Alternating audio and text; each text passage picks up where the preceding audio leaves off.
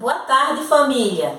Já estamos na semana do festejo de São João.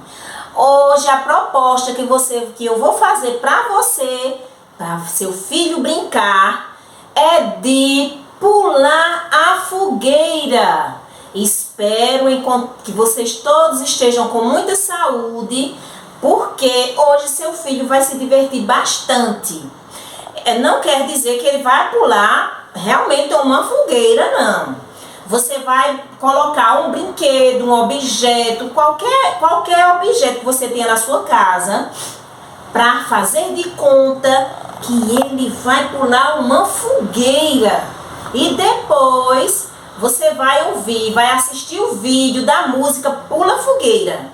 Eu vou fazer a demonstração. Eu coloquei esse objeto para dizer que é uma fogueira. Você vai fazer a mesma coisa com seu filho. Você vai colocar, isso vai ser para a coordenação motora dele ampla, para todos os movimentos dele, do corpo, os movimentos dos membros inferiores e dos membros superiores, porque ele vai se movimentar. Vou fazer a demonstração e quero ver o vídeo dele pulando a fogueira e quero ver as fotos. Combinado? Do jeito que eu vou pular, não é um jeito... Pronto.